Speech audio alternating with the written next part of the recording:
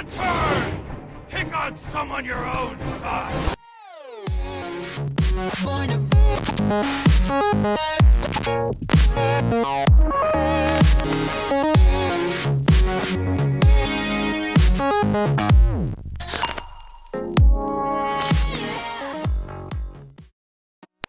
Hey everybody, it's Marshall Monkey here, and this is going to be my Riverdale Season 1, Episode 1 Top 5 Moments and Review.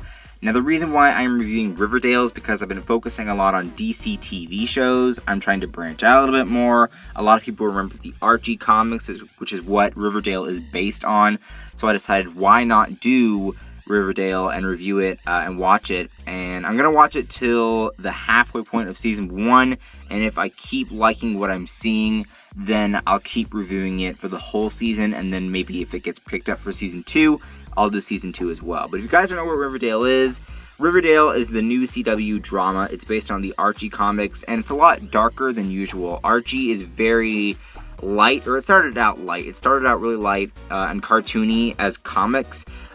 There are darker Archie comics nowadays. You can find them, but most of the time Archie's very light and kind of, more cartoony. And the show really, gave it that dramatic aspect to make it darker. So I like it. I think it's a great blend. It blends in elements of both the comics and the CW and kind of makes this show. The characters are all characters from the comics, and they're all characters from the original town Riverdale in the comics. So I think it's really cool to see that they've, again, blended everything together to make this type of show. And it's really, the new teen obsession show. And a lot of people have seen it and have enjoyed it. It's got a higher rating for a lot of the people who reviewed it. So, and I enjoyed the pilot too. But just remember, it is a pilot, so we'll have to wait and see how the show does on its own with other episodes. But let's dive into it. Let's review it with our top 5. So number 5, the mystery is introduced with the death of Jason Blossom. So Jason Blossom is the twin of Cheryl Blossom. We meet her a little bit more personally in the middle of the episode. We meet her in the beginning, but not as much as we do later on in the middle. They find Jason's body. It's reported, or they find it at the end of the episode, but it's reported that he drowned and that they never found his body in the beginning of the episode, as it was introduced and narrated by Jughead, who's played by Cole Sprouse, and we'll talk about that in a little while. But Cheryl Blossom, so I was confused, because if he was shot, and Cheryl, the original story in the episode is that her glove, Cheryl's glove, fell in the lake. He went to go get it, and he drowned while trying, and they never found his body, but there was a gunshot. So I'm wondering what's going on, if Cheryl was hiding something, or if she didn't know, or if she wasn't there. What was going on with Cheryl while that was happening? So that was what I tried to remember. I did like Cheryl, but at the same time I didn't. I'm just not really good with mean girl characters, because I've seen so many of them, it kind of gets, tiresome. And Cheryl is that character for the show, as you can tell. So it's going to be weird to see how they take that character. But that leads me to my number 2, meeting the characters, or my number 4, meeting the characters personally and seeing more of them, and kind of getting a feel for which characters are your favorite. Because we've gotten, good amount of screen time from every character in the episode. Jughead, Cole Sprouse, you can make all the Mr. Mosby jokes you want, but Jughead was one of my favorite characters in this episode, which is funny because he didn't get as much screen time as everyone else, which I thought was amazing. And then I also love KJ, I can't remember his last name, but the actor KJ who plays Archie. I like his Archie. I think his Archie is very different, and I think his Archie is very likable, and I also think that he's going to be the next teen actor idol, or maybe he's a teen, I don't know how old he is in real life, but he seems like to be in the, older teen, early 20s area, and I think he's that next idol, especially now that he's on the CW with this show, because he sticks really well as this character. I like his Archie quite a bit. I think that he's going to be a great, lead for the rest of the series, and I can't wait to see what else they bring to his character's table.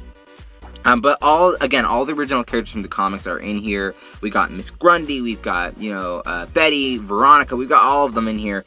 Josie and the Pussycats. And I do think that the characters are really unique in their own way, but I feel like there are some scenarios where it's rushed a little bit to meet all of them. So we're going to have to wait until they flesh out the characters through the rest of the season. They're just characters all from the comics that we want to get to know, not only from that point of view, but for the show's point of view. Because there are probably a lot of people who haven't heard of the Archie comics who are still wanting to watch the series. Now, on to my number 3 is Miss Grundy introduced Marissa Tomei version, and then, plot twist, they hear the gunshot. So Archie has this PLL relationship. It's like Ezra Aria mode for Miss Grundy and Archie. So they Marissa Tomei Miss Grundy. So what that means is that if you guys haven't been keeping up with the MCU, the Marvel Cinematic Universe, Marissa Tomei plays Aunt May, who's Peter Parker's aunt, of course. They've de-aged her. Aunt May is usually really old. Marissa Tomei is a very young, good-looking actress. They've done the same thing with Miss Grundy. Miss Grundy was a very old character in the comics and in the classic TV series. They've changed it to where she's really young, and now they're doing a PLL version for their relationship for Archie and Miss Grundy, where Miss Grundy is the teacher, Archie is the student, they're having a relationship, or they had a relationship, but it's gonna continue, people. Because if you have this teacher-student relationship, it's gonna continue. Like, there's no way they're not gonna, pursue that to make it, full of drama. I think this is great, though, because I like how the CW is kind of taking notes from other TV series and kind of putting it into their show, but I'm wondering how far they're going to go. Like, what's the plan with these two? Because I feel like it's not over. Again, they're going to, pursue this to make more drama, but I want to know to how much of an extent. And I want to know, what's going on with Miss Grundy. Is she going to keep to the fact that she doesn't want this relationship to happen? Who knows? We'll have to wait and see, but I like where they're going with it. Now, number 2, they've already made a love square? I don't know, or a love triangle? I don't know what it is. It's a love square, because Miss Grundy's involved too, because again, they're going to pursue it. But they've already kind of rushed this. And this is the part of the episode I didn't like, is that they've rushed the love square. So, of course, by the end of the episode, it's revealed that Betty does have feelings for Archie. Archie does not share the same feelings for Betty. He kind of did for Veronica, who, was introduced in the episode as well. Veronica didn't know them prior to the death of Jason, but she arrived in town. So, it's obvious that this is going to set up, a love square, because Miss Grundy is also involved. So it's Miss Grundy, Veronica, Betty, and Archie all in the same square, and it's messed up. I don't know where they're going with it, but again, I feel like it was really rushed, because by the end of the episode, it had felt like Betty and Archie were in a relationship for like a few episodes and then broke up.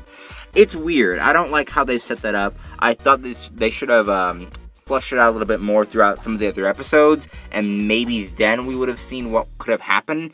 And then we would have had more time with Miss Grundy too. But, it's fine the way it is as long as they fix it. And I think that they can fix it, because everything else in the episode was pretty solid. Again, it was a pilot, so we didn't get too much of what, we didn't have high expectations going into it, because it was a pilot. But I did expect to see a good amount of drama in here and a good amount of writing in here. So I got it. So I think that it was really interesting to see that. And again, they really should have flushed it out with some of the other characters over the next couple of episodes. So number 1 is, of course, Jason's body is found, and it's now open investigation for a murder. So his murder is, here. I can tell you right now, Archie somehow is going to be tied into it, and is somehow going to be involved in the murder. Jughead did tell us there was an arrest, so someone's arrested. I don't know who it is. They're probably going to tell us in the next episode. But I really think this is interesting, because it opens so many possibilities for Archie. And again, I do like the Archie character in the lead. I do like KJ as the character. And so it opens so many possibilities as to which character could be the murderer. Because if there's a murder, then there's obviously going to be someone behind it, right? But what do you guys think about the episode? What do you guys think of my top 5 moments? And who do you guys think that murderer could be? And do you agree that they're probably going to tie in Archie as the murderer in some way, shape, or form? Comment down below. Links there to my other videos. Links down there to my Twitter, Instagram, Vine, vlog channel, and gaming channel. Don't forget to like and favorite this video. Don't forget to subscribe, and I will see you guys later. Bye-bye.